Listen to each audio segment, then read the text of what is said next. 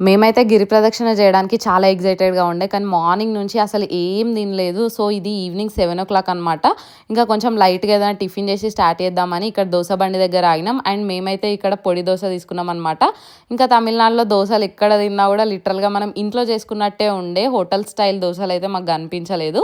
అట్లా దోసలు తినేసి పక్కన కొంచెం కొబ్బరి బొండాల షాప్ ఉండే. ఇంకా అది వాళ్ళు తాగిర్రనమాట. కొబ్బరి బొండా తాగేసి స్టార్ట్ అయినాం. ఇంత నైట్ చలిలో కూడా మనకి ఫుడ్ ఆప్షన్స్ ఎన్ని ఉన్నాయంటే ప్రదక్షిణ చేసే వాళ్ళకి ఎక్కడ అలసిపోకుండా ఏం ప్రాబ్లం లేకుండా అన్ని ఫెసిలిటీస్ ఉండే.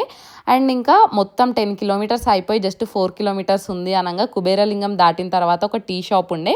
ఇక్కడ వీళ్ళు లెమన్ టీ అండ్ ఇంకా చాయ్ మిల్లెట్ బిస్కెట్స్ తీసుకొని పల్లీలు తీసుకొని లాస్ట్ 2 కిలోమీటర్స్ ఉన్నప్పుడైతే చాలా హ్యాపీగా ఎగ్జైటెడ్గా ఉండే అప్పుడే అయిపోయిందా అని చెప్పి ఇట్లా మామిడికాయలు ఫ్రూట్స్ అన్నీ తినుకుంటూ మాకు గిరి ప్రదక్షిణ అయితే కంప్లీట్ చేసినాం.